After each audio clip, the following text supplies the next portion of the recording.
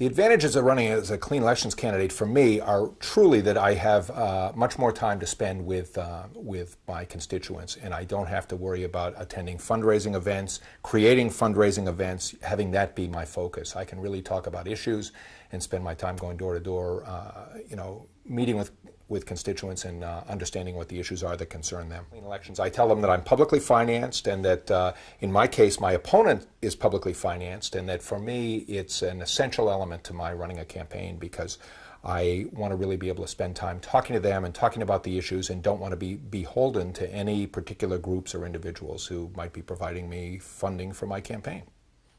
Citizens in general, I think, are pleased with the Clean Elections program and are happy that I'm, have no problem with me being publicly financed. I have virtually no objection as I go door to door about the public financing program. And I, in fact, have a lot of people who are encouraged or know that I'm running as a clean elections candidate. It's something I'm happy to talk to them about. It's something that's been talked about in the media around here.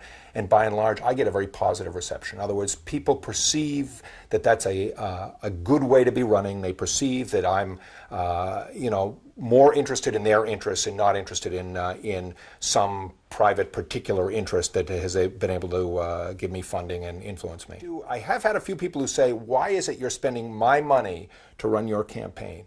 Generally, that's a great way to sort of open up a dialogue, and if we have the opportunity to have that conversation, I find that they, in general, like the fact that I am not being influenced by others, and I am able to spend more time with them. In the end, I have had no one, even those who have objected to the idea of public financing or their taxpayer money going to my campaign, in the end, I've had no one who, when our conversation is through, doesn't think that it's a pretty good idea. I'm able to overcome those objections, I think, fairly well. Yeah. Well, in Maine, it's interesting. Clean Elections has been around long enough and been successful enough that I think I did get some phone calls from lobbyists who were willing to contribute to my campaign, and discovered that I was Clean Elections and understood my position on that. And I made it clear to them that I was really committed to the Clean Elections program and thought that it was a great success. I think that they're so used to it now in Maine that they tend not to even approach candidates. They know who's running clean, and they don't even sort of enter the picture. It's a non-event. As a clean elections candidate, I think I'm able to represent the interests of my constituents with absolutely no thought to what sort of funding, what kind of campaign I can run in the future, what my future political prospects might be. I think it really has opened the door for me to be able to just think about how does this issue affect my district, what's best for the state of Maine, and then vote accordingly.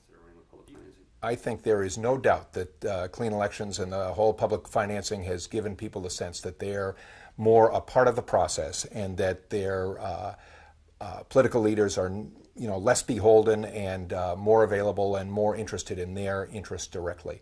And I've had no one in the end who objects to spending the few taxpayer dollars that go into this program for the benefits that they feel that they receive in terms of having direct access and ready access and equal influence throughout the state.